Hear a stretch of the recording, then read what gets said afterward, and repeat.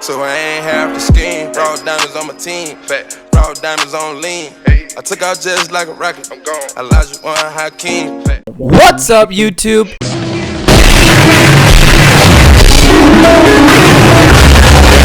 It's Elijah One Dream, and we're finally back with another video.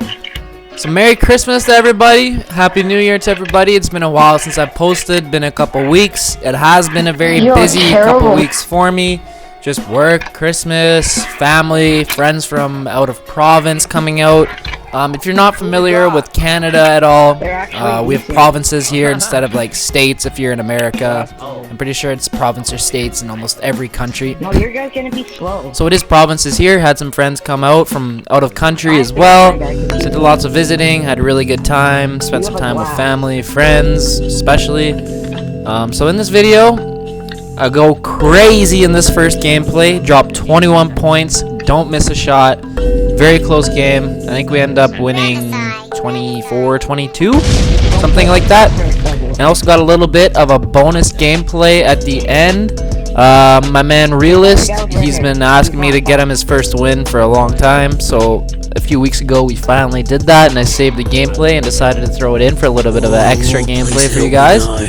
Just make a bit of a longer video and stuff like that. Some nice highlights from it. He played really well. I think he had 10 points, something like that. So he held his own. He did really good, stuff like that. Once again, just showing off how great this build is. I literally do a bit of everything in this gameplay. Green a 3, green post fade, or maybe a post hop, I think it was. Get a couple nice dunks. It's really amazing how much this build can do. I know I talk about it basically like every video, but I just can't get enough. There's so many options with this. You guys always ask me, how do you play against glass cleaners? How do you play against glass cleaners? What in the Well, I just dropped 21 on this glass cleaner's head, and he didn't do nothing against me. I think he maybe out-rebounded me by a couple or something like that, but generally he didn't do much against me. I have been playing actually some Rec Center recently. If you follow me on Twitter, go ahead and do that if you haven't. My DMs are always open. Feel free to message me anytime asking questions about my build, anything like that. So, and I'm pretty active on it, and so sometimes I post some nice little extra highlights, or I'll just post maybe some nice box scores from my previous Rec Center games. I did get a triple-double yesterday. I believe I had 11 points, 13 rebounds, 13 assists, 4 steals. I believe it was something along the lines of that. Also against a glass cleaner. So once again, I'm just showing you guys, like, height is very big in 2K. But as long as you have good positioning and like a good enough vertical, like I got a 60-something vertical on this guy. I can't even remember what my stats are even anymore. I hardly ever look at them. I want to play some defense. We are at 93% until my first bar is complete. So we should be able to get that done tonight if I can get enough time to do Rec Center. I'm just not sure if I'm going to have enough time to get enough games to get that 7%. Also depends how I play. I just feel it's the touches at the power forward position and center position in Rec Center are very limited. So I find most of the times the only way I'm getting the ball is off of a rebound.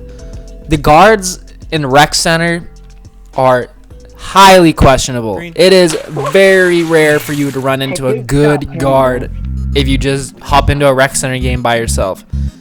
Almost everybody has losing records. I mean, I do because I just hop in with randoms, but I'm playing IQ ball. I'm playing the best I can. I had another game last night where I dropped 20 or 22 points along with 14 rebounds and 8 assists.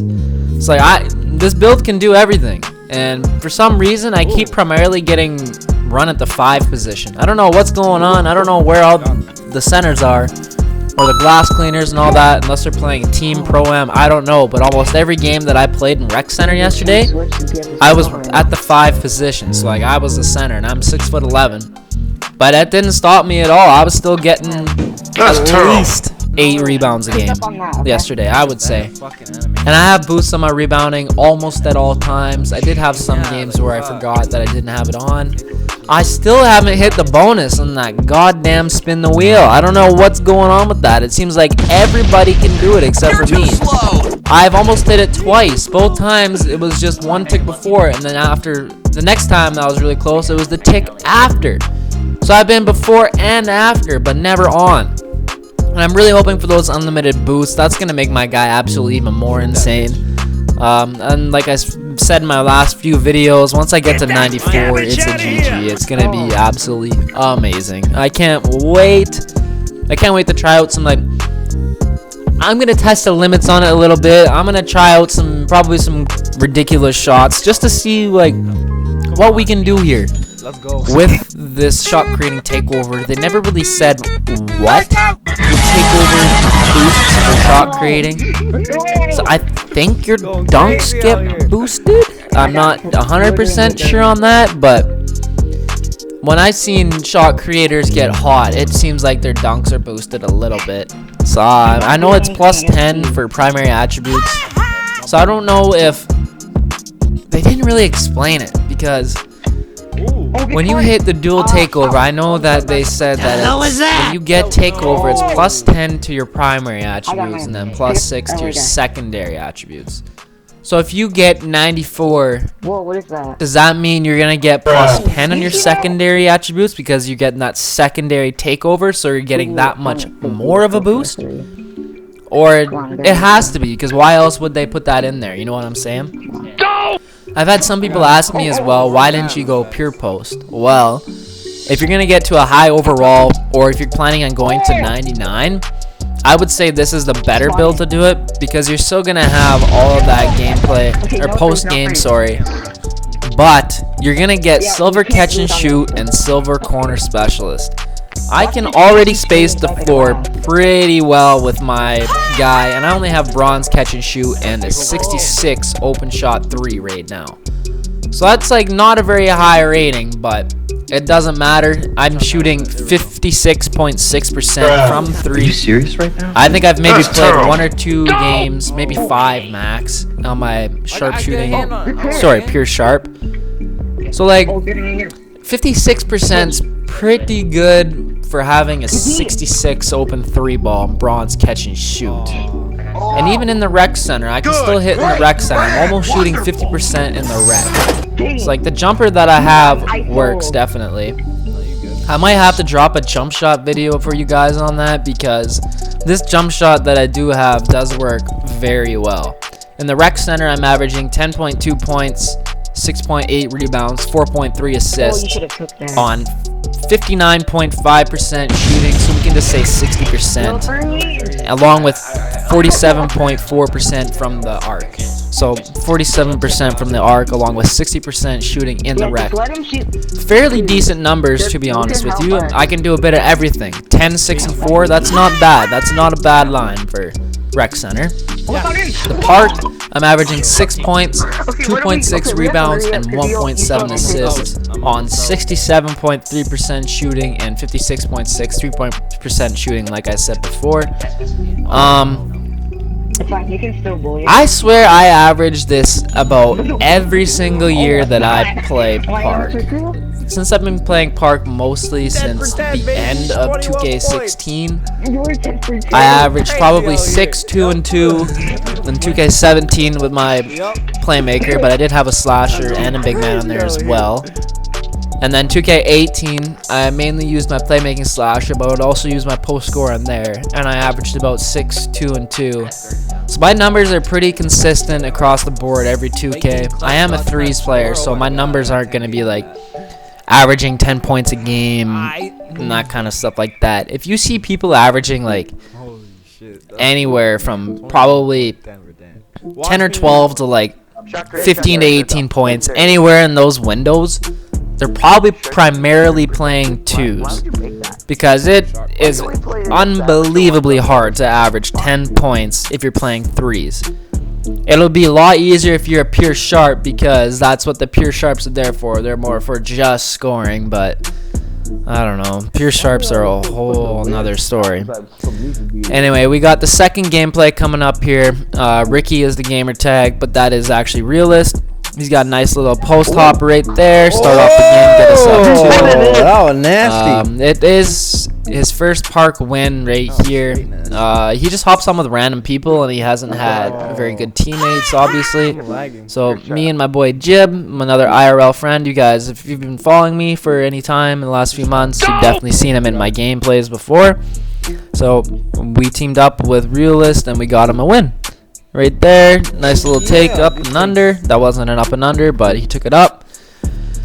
So yeah, the park, I really think it's pretty average for 6 points a game. You're playing 3s and 2 assists, because you think about it, you get 6 points a game, and you're gonna get 2 assists a game.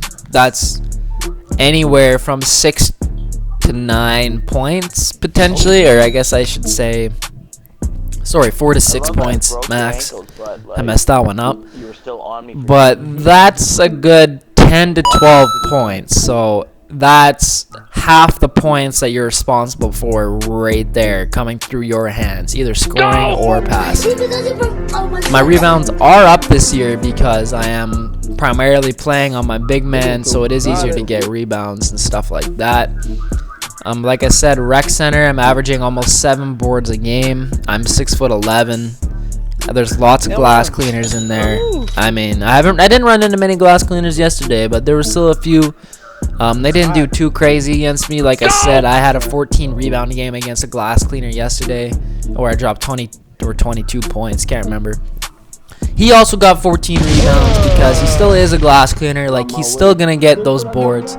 You just got to make sure that you fight for that position even harder.